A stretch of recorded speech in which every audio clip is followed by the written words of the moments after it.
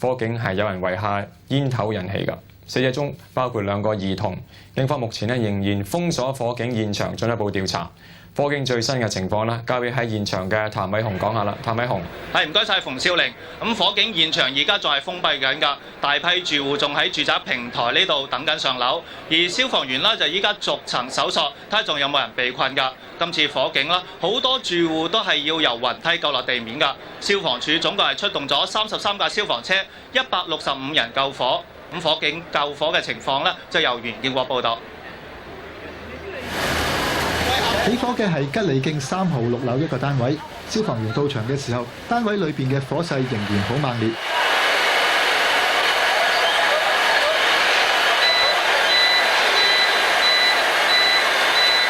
而附近嘅單位就有住客爬出窗外邊等待救援。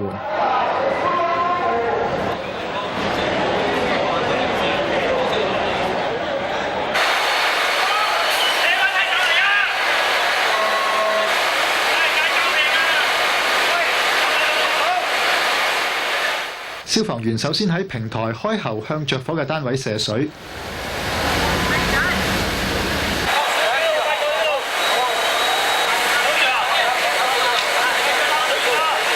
跟住就升起雲梯，先救出啲被困嘅住客。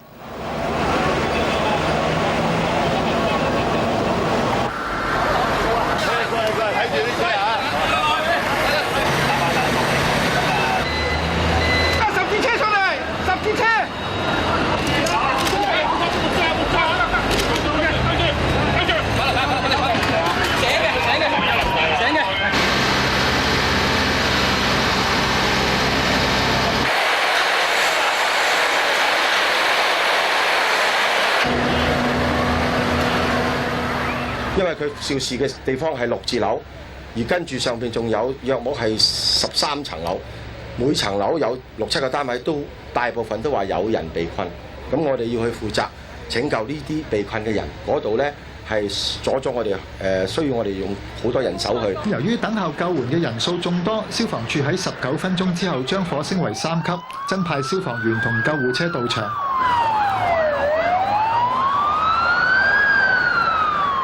而醫管局亦都派出醫生同護士到現場協助。而現場就仍然冒出大量濃煙，醫務隊人員帶埋氧氣筒進入大廈裏邊救人，先後救出多名傷者。部分被救出嚟嘅時候，傷勢已經相當之嚴重，咁其中包括2個小童。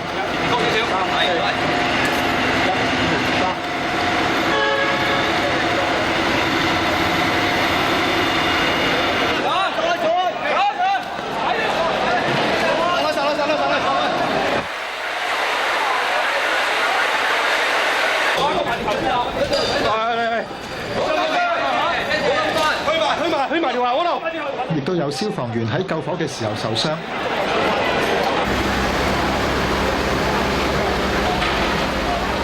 經過調查，起火嘅原因冇可疑。呢個火警咧，相信咧係因為咧不小心吸煙嘅煙帶咧就造成嘅。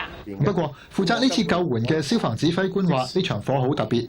呢個就係我哋覺得個起火個原因呢係比較上特別，同一般嘅火警、住宅火警呢係有出入嘅。咁而啲救援隊當佢喺樓梯上去高層嘅時候呢，發覺呢2堂樓梯都好大煙。咁相信呢喺某幾層裏邊呢，喺個肇事單位上邊嘅上層單位有啲防煙門係被人打開咗，所以導致到啲煙呢就走咗落去個樓梯嗰度。消防員用咗2個半鐘頭先至將火救熄，可以見到火警單位嘅冷氣機亦都燒到歪咗。咁受到火警嘅影響，附近嘅一間中學冇辦法上堂，啲學生只能夠喺空地度圍觀。亞洲電視記者袁建國報導。呢種火警啦，而家知道最少係造成7死38傷㗎。咁而死者啦，全部都係俾濃煙焗死㗎。咁而家啦，仲有15個人要留醫，咁其中2個情況危殆。講到彭定康較早前呢，就去到醫院慰問死傷者同埋佢哋嘅屋企人，而特區行政長官董建華啦，亦都發表聲明慰問死傷者㗎。咁而傷者送院嘅情況，就由唐美鳳報導。10分鐘後，係啊，指揮車嗰度。好多傷者喺現場接受緊急醫療隊伍初步治療之後，就即刻送到去瑪嘉烈醫院。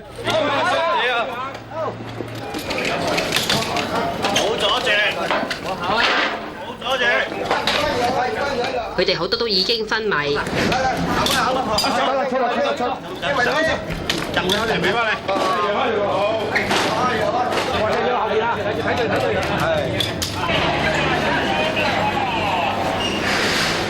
除咗要用氧氣罩之外，救護員仲要不斷同佢哋做心外壓。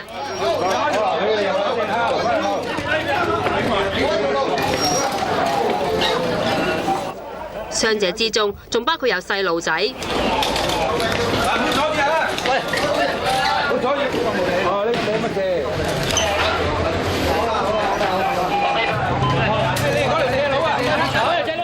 經過一輪搶救之後，只就有2個3歲嘅女童傷重不治。至於一啲傷者就要轉送到病房接受進一步嘅治療。醫院方面話，傷者致命原因係吸入過量嘅濃煙。佢哋咧係吸入大量嘅濃煙嚇，主要係吸入濃煙。佢哋燒傷嘅情況唔係嚴重嘅嚇，好輕微嘅燒傷，只係話主要係吸入濃煙啦，同埋一氧化碳嚇，導致呢個死亡。港督下晝到醫院探望傷者同埋慰問死傷者嘅家屬。佢話：政府會研究點樣加強消防安全，避免慘劇再發生。亞洲電視記者唐美鳳報導。咁住喺起火單位隔離嘅住戶係要爬窗逃生㗎。佢話當時嘅情況好驚險。唔知啊，12點鐘到啦，咁突然間咧就即係聽到啲砰砰聲，啲防煙個仔翻咗學先，個女跟住換埋校服先翻咯。點知換完校服就已經封晒啲通道啦，嗰啲煙黑晒，根本我同個女都唔知有冇焗親，因為我哋開頭開咗道門出去，根本係走唔到，跟住再翻轉頭由窗口嗰度擒出去㗎。佢根本驚到都唔識反應啦，淨係最緊要走咗先咯。嗰個樓下先生佢話：你有冇繩啊？掉落嚟，咁我揾唔到繩，咪攞條跳繩嘅繩嚟吊佢落去咯。我攞條繩吊住個女，咁然之後將個女放落去平台，跟住我自己同埋隔離嘅先生就再接我擒咗落去咯。我哋由窗口度擒落嚟等咯，然之後嗰陣時好大煙㗎，再等啲警察再嚟到，咁我哋由嗰個平台嗰度擒翻啲窗口嗰度落翻嚟咯。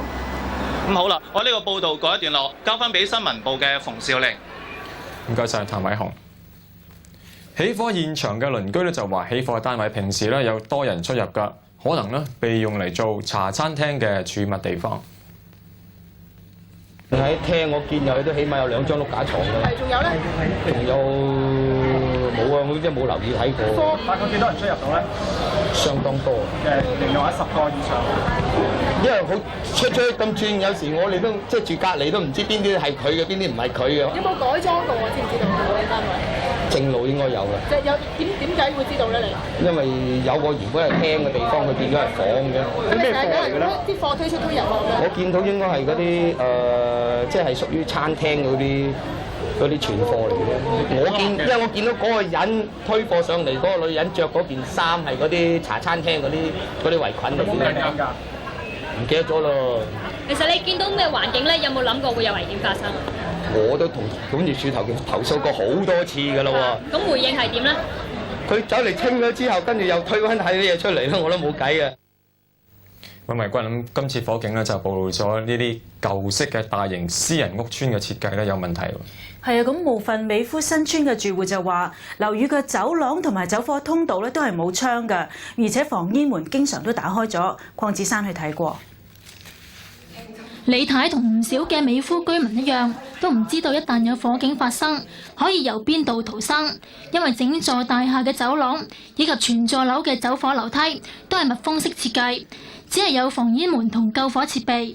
李太擔心一旦有火警，濃煙會困喺大廈入邊，情況會更加惡劣。真係不幸發生火警嘅時候咧，即係呢度嗰啲煙冚唪唥噴嚟晒，嗱你煙焗住，走又走唔切。即係打困籠。佢又話：大廈嘅頂層並冇通道通往天台，所以萬一有火警發生，佢哋亦唔可以從天台逃生。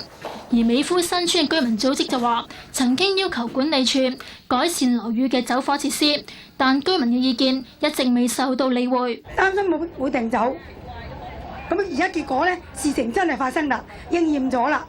由於警方同消防處話火場咁多煙係因為住戶打開咗防煙門，而美孚新村副管業經理黃楚強就話佢哋嘅管理員每日都會巡邏大廈3次，今朝7點半都巡邏過現場，當時防煙門係關閉㗎。咁至於點解啲防煙門會開咗，就係戶主嘅責任。大部分都係啲住客造成嘅，因為我哋管理處啊，或者我哋護衛員啊巡樓嗰時咧，我哋一定係將到門咧就即係將到防煙門咧就閂埋。有時佢抌垃圾嗰陣時咧方便咧，佢又揾啲嘢即係會頂住嗰個防煙門，咁亦都有嗰個機會咧就防煙門打開嘅。亞洲電視記者鄺燕珊報導。其他嘅新聞，衛生署證實荃灣雖然火勢唔係好大，但係由於好多防煙門都冇閂到，濃煙漫移到整座大廈。樓上嘅大批住戶被困，要由消防員救出。黃慶洲咧而家就喺美孚嘅現場㗎。黃慶洲話：而家現場嗰個情況係點啊？係唔該晒，邱文華。咁而家我喺火警現場隔離嘅平台㗎。咁而家消防處咧就係封鎖咗成棟樓，唔俾啲居民入去嘅。咁呢度好多居民仲喺度等緊消息，希望盡快解封嘅。咁而社福處咧就喺度設立咗一個登記處，到目前一共有11個家庭，38人登記咗。咁社署相信，隨住越嚟越多人放工翻屋企，登記嘅數字咧係會上升嘅。咁講翻今次嘅火警，初步調查顯示咧，懷疑係有人喺屋入面留低煙頭而引起火警嘅。先由廖忠平講下發生火警嘅情況。場火喺中午左右發生。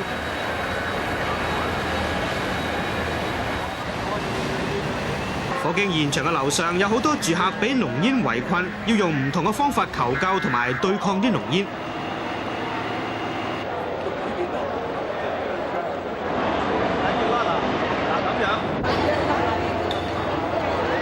有人係更加爬出窗外面等候救援。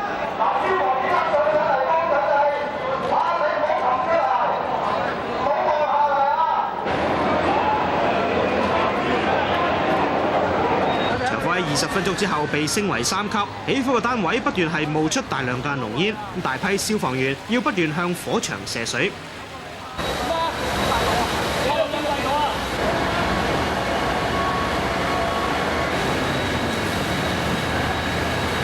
又派出煙霧隊入去火場救人，佢哋喺濃煙入邊協助被困嘅住客，利用雲梯同埋升降台逃離現場。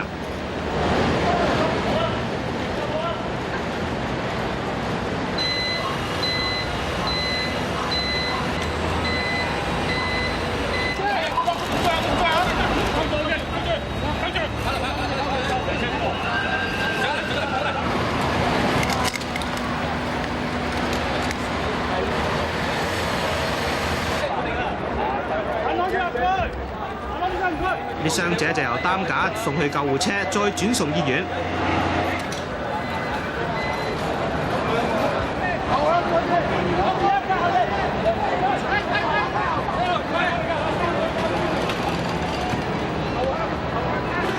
大批救護車同埋救護員不斷係到場增援，而為咗協助傷者離開火場，警員要擴大封路嘅範圍。阻住消防做嘢。首先起火嘅係喺美孚新村吉利徑第2期3座6樓嘅其中一個單位，入面係嚴重焚毀。好大火，唔知點解，比一般正常嘅住宅火警咧有少少唔同。喺呢個環境、呢個時間同埋一個普通嘅住宅單位咧，嗰個火勢燃燒得好緊要。消防員向警方表示，當時屋入邊有4個人，3個及時逃走，其中一個喺企圖救火嘅時候受傷。屋入面嘅人話，有人喺個單位入邊留低咗煙頭，燒着啲雜物，引致火警。消防員喺1個鐘頭之內將火控制，期間一個消防員吸入濃煙，唔舒服，要送去醫院。無線電視記者廖忠平報導。咁有被困嘅居民話咧，喺逃生嘅時候濃煙密佈，咁亦都有居民話，甚至被困喺屋入面，成個幾鐘頭先至被救出嘅。由黃淑明講下。消防員將一批批住喺起火單位附近嘅居民帶返落地下，佢哋大部分人都拎住塊濕毛巾。現場嘅工作人員有向佢哋派水同埋嘢食，可能係被困咗成幾個鐘頭，呢個細路仔就表現得好肚餓。佢爸爸吳先生話：佢哋係喺18樓住㗎，防煙門當時係開咗。我閂咗一扇防煙門，跟住咧想去閂下邊嗰另外一扇咧已經唔得啦，咁啊我收翻入去屋入邊。有居民更加表示，佢係用條繩嚟到爬落5樓平台。咁我攞條跳繩嘅繩吊咗個女落去之後，跟住我就踩住膊頭，踩住佢同埋另外一個太太嘅膊頭就落咗去平台咯。袁太話：永遠都唔會忘記逃生嗰一刻。呢場火傷亡人數眾多，有市民就特登嚟美孚新村，好似呢個女人咁，就嚟打聽下住喺呢度嘅媽媽有冇事。未啊，我嚟咗好耐都未見到阿媽。亦都有人終於揾翻自己嘅親戚，一家團聚，自然開心到攬埋一齊。亦都有女仔受驚過度，見翻屋企人嘅時候，忍唔住喊起上嚟。而無論幾危急都好，有市民喺逃生嘅時候就點都帶埋自己心愛嘅寵物喺身邊。至於啲傷者就被集中晒喺空地度。唔少傷者俾消防員救出嘅時候已經昏迷，要由救護人員即場為佢哋急救。救護人員為佢哋做心外壓，又用擔架床將佢哋逐一送上十字車，送佢哋去醫院。無線電視記者黃淑明報導。候任特區行政長官董建華對今次事件造成咁多人死傷係表示哀悼㗎。咁而港督就去到醫院探望啲傷者㗎。咁另外，醫院方面指出，火警死傷者大部分都係吸入過量嘅濃煙同埋一氧化碳嘅。咁傷者當中呢，就有2個仲係危險，情況危殆嘅，腦部已經冇晒反應，可能變成植物人嘅。救人嘅情況由李嘉文報導。近開啲，好近開。睇下邊啊！一個俾你，一個俾你。唔該啊！唔好阻住啊！哎呀，唔該。跟住呢？小心小心。讓開條路，好，讓開條路。傷者陸續送到嚟瑪嘉烈醫院。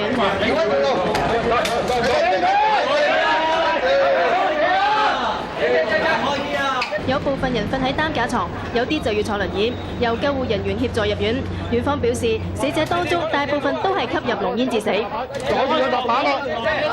哋咧係吸入大量嘅濃煙嚇，主要係吸入濃煙。佢哋燒傷嘅情況唔係嚴重嘅嚇，好輕微嘅燒傷，只係話主要係吸入濃煙啦，同埋一氧化碳嚇，導致呢個死亡。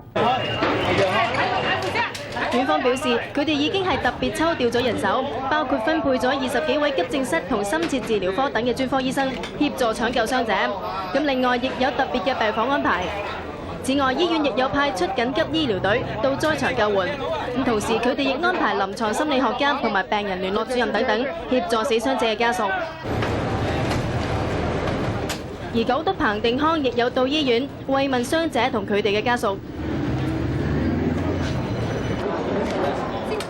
無線電視記者李嘉文報導。咁而消防處又話，起火座大廈好多層嘅防煙門咧都打開咗㗎，令到濃煙好快就咁佈滿各層樓嘅電梯大堂㗎。咁我哋記者咧亦都去過美孚其他大廈睇過㗎，發現防煙門打開嘅情況咧都幾普遍㗎。由一振明報導。消防處喺火警發生之後，派出5隊煙霧隊入火場。首先喺6樓 D 座出事單位對開嘅電梯大堂揾到一個燒傷咗嘅男人，喺隔離單位再救多一個女人同一個細路。當時成層樓都已經係濃煙，跟住煙霧隊再沿住樓梯上去救揾咗喺高層單位嘅人，但係發覺好多層樓嘅防煙門都冇閂到，樓梯佈滿濃煙，令到救人救火都遇到困難。喺個肇事單位上邊嘅上層單位有啲防煙門係被人打開咗，所以導致到啲煙呢就走咗落去個樓梯嗰度。佢哋原本係收到一個報告去某一個單位、某一層樓嘅單位救人嘅時候咧，但係喺途中咧不停咁碰到有啲被煙焗暈嘅傷者喺樓梯裏邊，咁所以咧佢只好先將呢啲暈咗嘅人救咗落嚟。我哋喺火警之後去過對面嘅第2座，亦發覺防煙門冇閂埋嘅情況都幾普遍。呢道門俾垃圾桶頂住，而呢2道門都開咗，隔離有個單位裝修緊。我哋發覺，就算有啲防煙門閂埋都會彈翻開嚟，咁防煙效果未必咁好嘅。而管理處就話，佢哋每日已經派人巡3次，一見到防煙門冇閂到就會閂翻。防煙門即係有機會係俾啲住客方便，有時佢抌垃圾啊，或者佢即係去隔離嗰邊搭乘呢個電梯。你知我哋嗰一座樓係有4部電梯嘅，分咗2邊嘅。咁好多時佢哋為咗方便搭電梯，可能呢一邊電梯未到佢哋會行下嗰邊，即係隔離嗰邊嗰個單位搭電梯。有時佢又會開咗防煙門。而消防處嘅發言人就話，如果發現防煙門冇閂好，會發出消除火警危險通知書，喺1小時之內呢將門閂好。如果時限過咗，會提出檢控，最高刑罰呢係罰款25,000蚊。另外喺出事單位後面，大廈向住平台嗰邊，消防車由於俾平台阻住，升唔起雲梯。呢個居民喺窗外面呢等咗成2個幾鐘頭，等消防員破門入屋先至救到佢。美孚新村呢已經有20-30年嘅樓齡，雲梯只可以去到大廈嘅其中一邊。不過消防處話，美孚新村消防通道嘅設計仍然係符合消防法例要求嘅。無線電視記者邱振明報導。黃應洲啊，對於今次火警有咁多人死傷咧，消防處有冇話跟住落嚟會點做？係啊，消防處已經決定由九龍總區副消防總長李志聰成立一個專案小組，調查點解今次事件造成咁多人死傷嘅。好，唔該。